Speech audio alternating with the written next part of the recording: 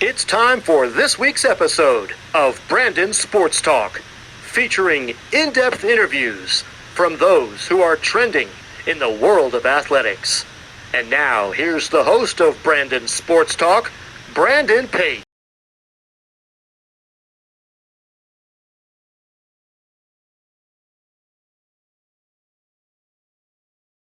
Want to do this? Welcome back to Brandon Sports Talk. In today's episode, I have the privilege to interview the Arizona Wildcats adaptive athletics athletic director Pete Hughes. How are you doing today? Good, Brandon. How are you today? I'm doing good. Can you talk about how you knew that you wanted to get started in working in college athletics and adaptive sports? Yeah, well, originally I did it. And I thought I was going to be a football coach and got involved with adaptive sports. Somebody in Australia made me a wheelchair and just fell in love with the sports and felt like I could make an impact there and became first an athlete, then a coach, and then now a director. Of course, how was that experience like going to Australia and getting to work with the wheelchair basketball team? Yeah, I got to work with the wheelchair basketball team and the wheelchair rugby team in Australia, and a lot of other sports teams while I was there. Australia has a great model for sport, in my opinion. They have it's basically everybody has a go. That's what they say. Like so, it's from a young age all the way to very senior citizens. If you want to play, you can play, and then they have the different levels. It's a little different here in the United States. The United States model is more of like an elite model. Like if you're not good enough to continue on, then you're done. Like you don't get to continue to play. So it was a good mixture and a good way of learning how, with adaptive sports, we want everybody to play, want everybody to have a chance. And then there's also the elite level. So, we're trying to, I think, in the adaptive world, adopt more of the Australian model than the US model. And I do think the U.S. model has kind of switched to now you do see people playing longer and more opportunities to continue to play even if they're not at the high level. How was that experience like for you to get to experience the Australian adaptive sports way? Well, it was all new to me, so it was like wide opening. I was never involved with wheelchair sports or adaptive sports when I was a kid. And so it was all brand new, and it was kind of like just soaking up the whole system, like working with Paralympians right from the start, and realizing that they train just as hard, if not harder, because of their environmental barriers and social barriers than others. Than able-bodied athletes in some ways. They had to overcome. They didn't have the support. They had to overcome obstacles. So it was pretty a unique experience, fascinating, and that was a great experience to have. While in Australia, as you talked about it, what was that experience like getting to work with those Paralympians? Yeah, well, you go in thinking in my case, I went in as I was a football coach and I was trying to get to the elite level of football coaching. So when I was dealing with disabled athletes, I thought, it was going to be, oh, they're all beginners. And then you walk in and you realize that those guys are putting up, 1,000 shots a day. And, Brad Ness he was at the beginning of his, he went to 5 Paralympic events, and he was at the beginning of his career and working with some great Australian athletes out there as well that were kind of coaching him up. And it was good to see the process. And then I got to meet Troy Sachs, who's one of the best players of all time, and get to see their dedication. So it opened my eyes and really pulled me away from football What, eventually. what was that transition like from going from coaching football to getting into wheelchair basketball? It was helpful for me, I think, because some of the strategies in football, like the offensive line blocking schemes, are similar in wheelchair rugby and in wheelchair basketball, like taking a correct angle or sealing off a blocker. In basketball, it's not quite as physical, but it's really about wheel position. And in offensive line, it's really teaching, where your foot positioning is and how to get leverage and how to keep leverage. And a lot of that is similar in wheelchair basketball and in wheelchair rugby. Like, where do I get leverage? How do I get leverage? Where do I hit the, in rugby, it's where do I make the contact and how do I keep the contact, or how do I hook somebody if I'm a defensive player? So in that case, I picked up on it right away. Like, oh, you're trying to seal off this guy so that the running back can go through this hole. And in wheelchair basketball, it's you're trying to seal off, you're a lower point player, you're trying to seal off so that the class four can get to the basket to make the easy bucket. So to me, it was almost apples to apples, some of that stuff. While in Australia, what was that experience like creating your business, the Wheelchair Athletics Worldwide? Yeah, I didn't create that till a while later. What happened was I got hooked to wheelchair basketball, and I wanted to compete. So I started competing all around the world. And while I was in the island of Cyprus in the Mediterranean Sea, somebody challenged me. One of our sponsors that was with us said, I had said, isn't this great? We're in Cyprus, we're in the Mediterranean, like on a beautiful island playing wheelchair basketball and, having drinks and enjoying ourselves. Isn't it great? And he said, yeah, but are we really making a difference in the life of anybody? Like, we're here playing a game. It's great. We're with buddies. We're drinking beers, whatever. Um, you know, are we really making a difference?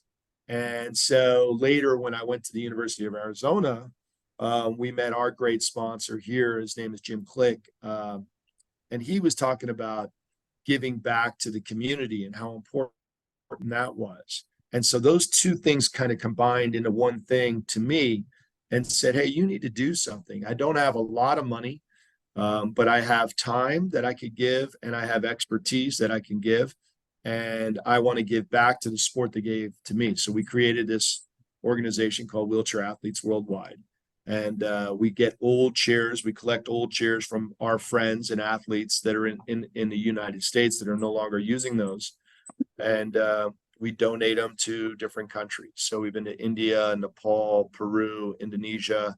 And most recently, 3 months ago, I got back from Uganda, where we did our last donation. And that's just a fantastic, life-changing experience for anybody that goes to those places and sees the struggles that those athletes have, and compared to where we are in the United States and where they want to get and how we're trying to progress our cause here in the US and where they are, it makes you feel like a hero when you're helping those people. What is that experience like getting to go to those different countries like Uganda to see how they play wheelchair basketball and compete? Yeah, well, it's another eye-opening experience. You realize that they are at the start of the mission, right? Like, they don't have the training, they don't understand the game. Basically, they know where the basketball is supposed to go. It's supposed to go into that orange ring, and they're running fast as they can. And they're athletes, they're definitely athletes, but they haven't been trained in the idea of this is how you pick and roll, and this is the strategy. And so when I was over there, it was all about, like, guys, slow down, don't go as fast as you can go as a team, like attack as a team or defend as a team, make sure you're all. So I was excited to watch them. They went to the Para-African Games in Ghana just recently, and they won their first international experience, their first game. And I was really proud of those guys because they did really well. They listened. And of course, they improved since I had left too, because they kind of took what we were doing to heart. How was that experience like for you to get to come to Arizona Wildcats and getting to compete in wheelchair basketball? Yeah, I wish I had known about it earlier. Like these universities, you have to tip your hat to the University of Illinois and Texas Arlington and Whitewater, Wisconsin and Arizona. Alabama's now in the game, Missouri, Southwest Minnesota, like all of these universities that had the foresight to provide opportunity for wheelchair basketball athletes in particular. It's an amazing thing when you think about it. And so I wish I had known about it earlier. That's why I'm so passionate about promoting not only our program, but their programs to give opportunities to young men and women around the United States that are athletic with disabilities. You get a coach 5 days a week, you work out at least 3 days a week, you have some institutional support that we never had growing up as just playing in the playground. It was just, the only support you had were your buddies that said, hey, we're going to let Pete play, or we're going to let, this guy play, and we're going to adopt the game. We're going to adapt the game if we need to. So that was just an amazing thing that I'm really proud of what we're doing at the University of Arizona. What was that experience like for you to get to play for 2 seasons as a player for Arizona? It was intense. I had always been athletic, and I had always worked out. So I was like, and I got my degree prior to coming to Arizona, I got my degree in physical fitness and exercise, and then I got my master's degree in sports psychology. So when I was there, to be able to actually train specifically for a sport, I had never done that. I had just trained to be physically fit. So to be able to train for a sport,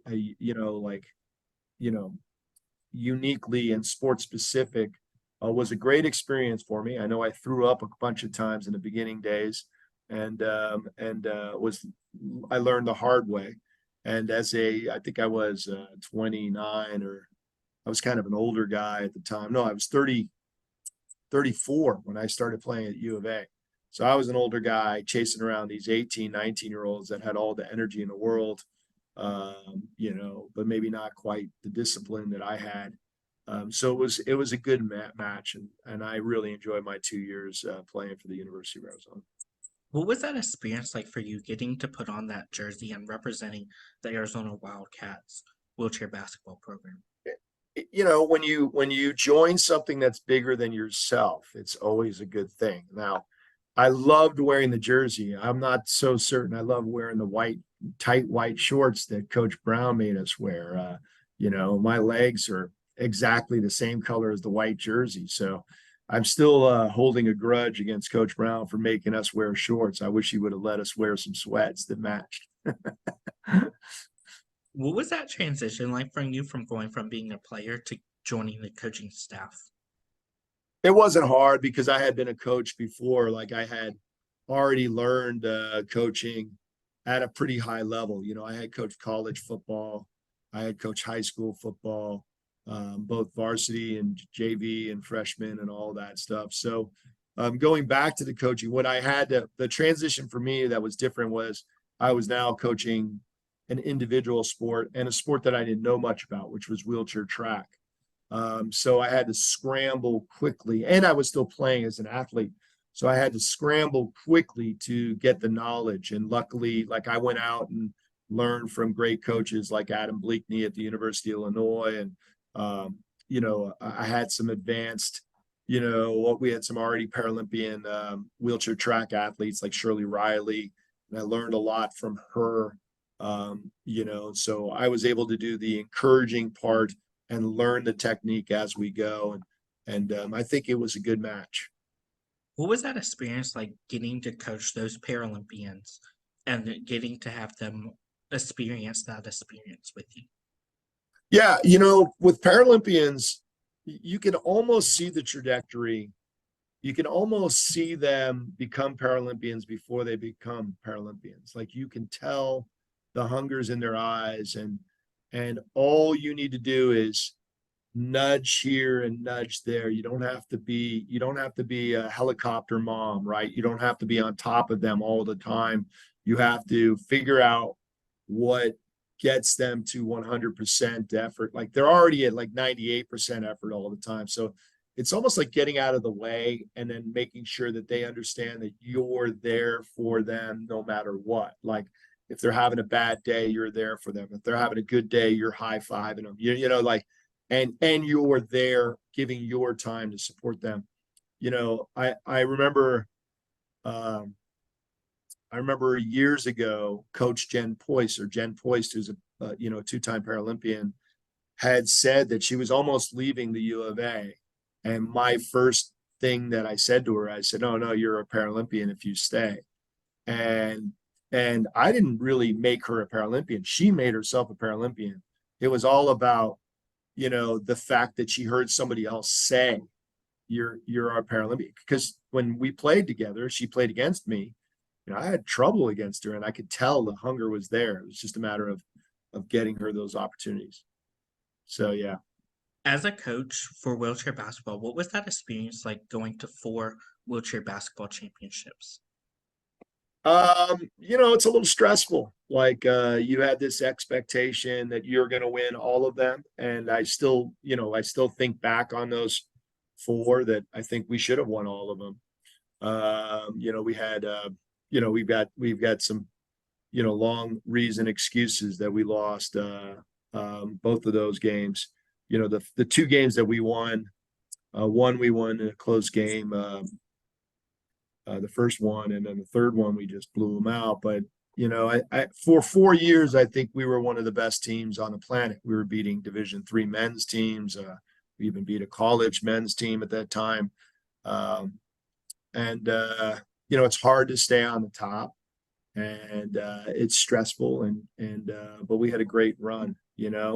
I think it's always more important to realize it was the process that was more important than those actual championships. But yeah, I still remember the losses more than I remember the wins. As a coach, what has it been like obviously getting to coach those athletes that made it to that next stage and went on to the Paralympics? Yeah, you're just very, very proud that you were there and you were part of that. One of the things we talk about with our athletes and our coaching staff and our sponsors is that behind every champion, behind every single champion is a support structure that you don't see, right? You don't see the parents, driving the athletes when they're juniors to practice. Some of them, 50 miles or 100 miles a day, once a week or something like that with the adaptive sports. You don't see them, scraping to get the money for the newest sports chair. You don't see this, the sponsors donating and doing fundraising events. You don't see the coaches spending the extra time. So that, all of that extra time is like justified when you see your athlete, at the Paralympic Games, right? And then it's even further, you know, further gratifying when they win a gold medal, a silver medal, a bronze medal, and they're on that pedestal. So, it's not what the ultimate goal is. The ultimate goal is to make that person a better person and have them reach their full potential. But it is certainly gratifying to see them at the top level of their sport. Of course, what was that transition like from going from head coach to athletic director of adaptive sports? It's still a coaching position in many ways. Now, instead of coaching athletes, I'm kind of coaching coaches. Although my coaching staff doesn't need much coaching, they're very good. But you're there as a mentor. And then you're coaching, in addition, you're coaching your sponsors and making sure they understand how important they are and doing that individual, touches to make sure that they understand that without them, we're not successful. It is a different job. You have to understand the stress of trying to fundraise for more and more programs and how you establish a proper program. So there's a pretty big transition, but I had a good mentor and Dave Eric Cardillo, and he was there. Like, so I was interim my first year and he was still there. So How has it been like obviously being known as one of the largest wheelchair basketball programs in all of college athletics for adaptive sports? I think it's right now, this is my 6th year, and I think it's finally happened where now we're getting recruited. Like in the old days, in the first 4 or 5 years, it was me and my coaching staff out all the time saying, hey, you should look at Arizona, you should look at Arizona, you should look at Arizona, and out there recruiting, recruiting, recruiting. In the last year or two, we are getting individuals that know about us prior, and are calling us now and saying, how do I become part of the University of Arizona adaptive, family?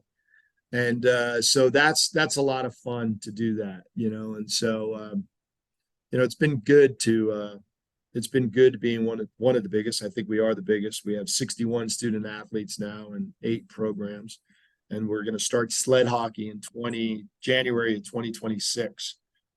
So that's pretty exciting stuff. Of course, what are some of the sports that you offer for the adaptive athletes out there? So we have men's and women's wheelchair basketball. We have wheelchair track, hand cycling, and para triathlon now. We have adaptive golf. We have wheelchair tennis. We're in our 25th year of wheelchair tennis. We have wheelchair rugby and para swim. I think that's all of the ones that we have. I might have missed somebody, but we're the only, as far as I know, we're the only team wheelchair rugby. Oh, no, Michigan just started a program for wheelchair rugby. Para swim, we're the only one, and adaptive golf, we're the only one. Hand cycling, we're the only one, and para triathlon, we're the only one right now that's collegiate based. So we're excited about that. The thing is that we don't mind being the first for a lot of these sports, but we can't be the last. I mean, we have to promote the opportunities for these athletes to have other colleges join. We can only serve, 6 to 10 athletes per sport, maybe 15 in basketball, but we can't serve many more than that. And so there are other individuals that are going to be left behind if other colleges don't follow us, other universities. Of course, as you said, being the first college in some different adaptive sports, how hard is that to try to find components to face you?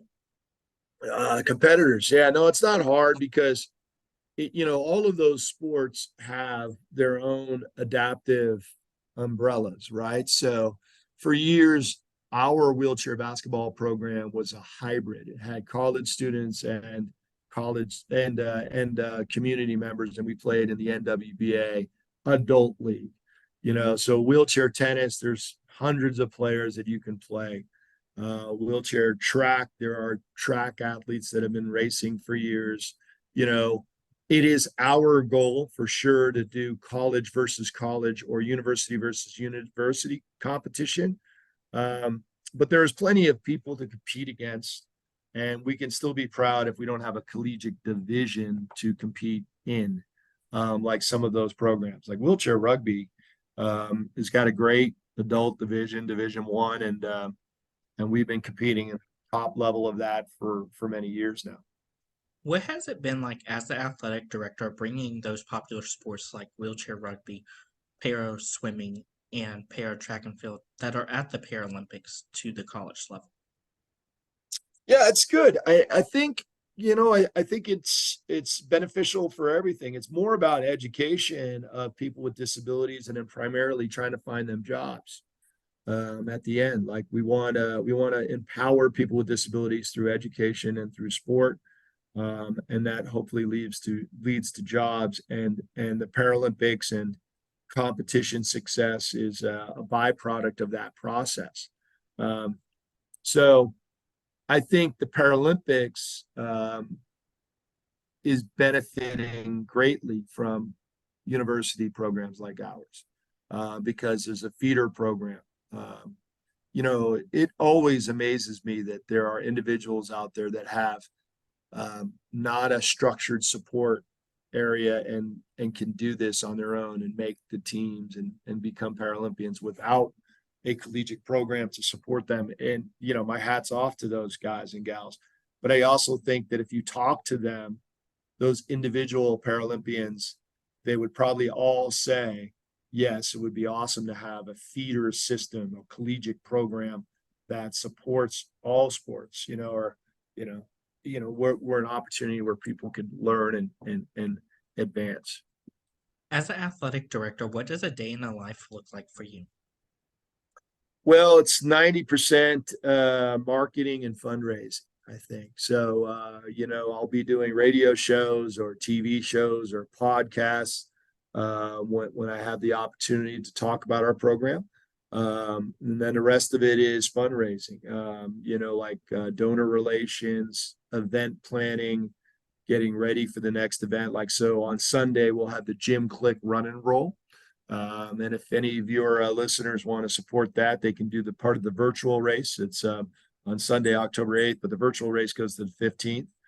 And so that's a big event. It's on campus. We'll have about 350 runners. We'll have about 15 wheelchair racers there. There's cash prizes and sponsorships tied to a tailgate that we had last week. And so it's busy right now. The season is very busy. We'll hold our awards gala. We'll hold Paralympic watch parties. We'll hold a golf fundraiser. We'll do a celebration for our 25th year of wheelchair tennis. So it's all about event planning, marketing, getting out there, having meetings with the university, other programs like an athletics program. We have, our sports psychology from the ICA athletes are going to come work with our athletes. So planning that kind of thing, getting my athletes more support, that kind of stuff. And then the other 10% is, supervision of our coaching staff, making sure that they have the support they need so that they can support the athletes. What does that process look like when going out and recruiting for our coaching staff and getting coaches to have these sports? Yeah, well, I mean, in many ways, we're lucky because there's very, very few jobs in our world. All right. And because there's so few jobs in the world, if you have an opening, people are going to apply. They're going to come to you from wherever they are. So, so long as you have a decent package offered as a job, then you're going to get those guys coming to you. Now, that being said, there are also individuals that might show up on your radar that are targets, that you want to get into your program. So, it's the university hiring process is thorough, and there's a lot of background checks, and there's a lot of interview processes that you have to go do. And luckily I have a great support group at the Disability Resource Center that helped me find the guys that are the right spots. How has it been like having those Paralympians like Blaze, who represents Canada, come to Arizona and bring awareness to adaptive sports on the collegiate level? Yeah, Blaze is one of my favorite kids. He's a great ambassador for us. And we have another Canadian named Rio Konda Kovac from Wheelchair Rugby that just made Team Canada. He's the youngest team member that's going to Parapan games. Again, ultimately, the objective of our program is getting these young men and women their degrees, first and foremost, and then helping them empower themselves through sport so they can help us as well. So when we had the Paralympians and the rock stars, so to speak, we used them to help us fundraise, to help us get the word out, to help us promote and recruit. Nothing recruits like winning, and nothing recruits like having the best players in the world on your team, right? Everybody wants to play, when Tom Brady left the Patriots and went to the Buccaneers, there was a ton of players that wanted to go with them. And it's a similar kind of thing now, like, oh, I want to play with that guy and this guy. And, like LeBron, like when LeBron went over to Miami, so once you have the Paralympians, it's a lot easier to recruit. Can you talk about, of course, your state-of-the-art facility that you have created? Yeah, well, we have we have the largest disability resource center too in the nation, but we also have an accessible gym. Our athletes have like 24/7 hour access to it. It's semi-private, it's small, but it's they like it because they don't have to wait for machines, and they can jump in, get their workout in and done, and then get their athletic treatment, the athletic trainer treatment, if they have any treatment needs on the spot as well. So it's good. It's also open to the community, so anybody with a disability in Tucson could actually work out there. There's a small fee, but that's it, and that's kind of fun too, to see our top elite athletes interact with individuals that may have just been like injured and out of the if they had a spinal cord injury or something like that and they've just out of rehab, they might be coming to work out at our gym, and they get to see these kids that have already gone through a lot of what they've been to, and see what they can do with their bodies. Like, right now they're thinking, oh, I'll never be able to do this and this, and then they see these kids and go, wow, at least they're doing this and that. So it's a great synergy that we have created. Of course, what are some of your future plans for the Arizona Wildcats adaptive sports? Well, we'll always continuously strive to create more equity between our program and the support our athletes get versus the support the ICA athletes get. Right now, the discrepancies we have is we don't have full-time sports psychology, we don't have a full-time athletic trainer, we don't have sport nutrition full-time. We have like lectures and stuff like that. But we are creating a student advisory committee. We are creating opportunities for them to get some meals. So we're working on feeding our athletes at every trip, and that would be great too. But it's all about fundraising, and then we're also trying to build for the sustainability of the program. Like, we have an endowment, and we need to grow that endowment to a certain amount so that it's secured that whether you fundraise or don't fundraise, these athletes will all have a season regardless. Like, if there's a bad fundraising season, like right now, we're reliant on a great fundraising season. We don't have a great fundraising season, we have to cut events, right? So if our endowment is large enough, we don't have to worry about that anymore. What advice would you give those people that are looking to get into adaptive sports on the collegiate level?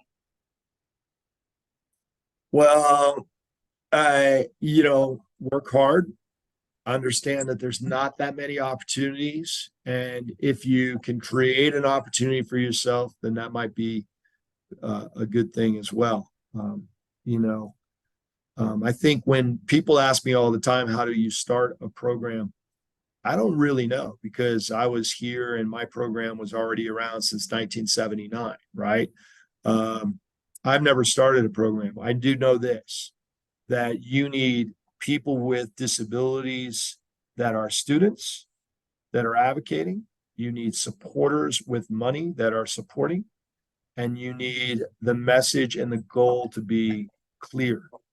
And so, if you're trying to get in as a coach, get as many opportunities as you can. Coach the juniors, though. The juniors need coaches. Coach your local teams, and focus in to go, take courses in a Positive Coaching Alliance, and go meet with your local high school football coaches and say, hey, can I sit in? Can I learn?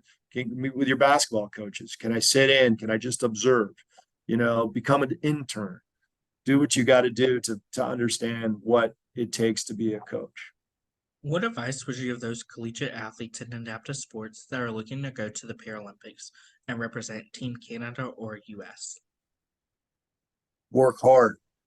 Move that chair. Don't make sure you're making your sacrifices. Say no when people want to ask you, hey, do you want to go drink some beers? Do you want to go to the movies? Make sure that you have taken care of your training needs. Take care of your body. Your body is very important, right? Like, you can't eat like I do, and think that you're going to be a world-class athlete.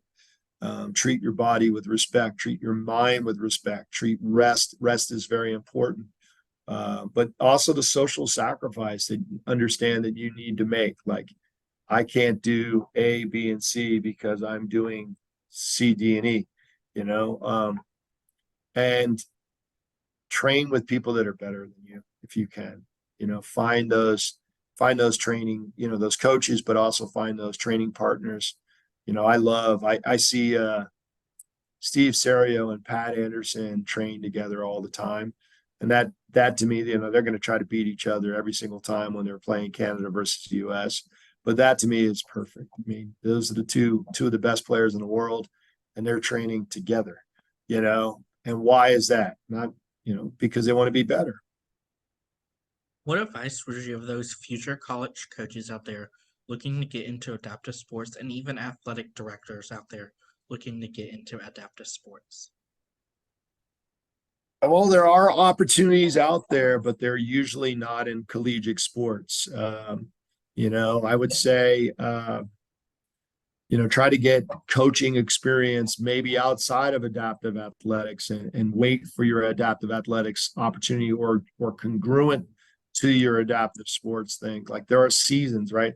So if you're coaching wheelchair basketball with a junior program, maybe coach and volunteer at a high school too, able-bodied sports, so that you have that resume where, we recently had a wheelchair rugby opening position and the resumes, there wasn't very much coaching experience on some of those resumes. It was like, oh, I played, but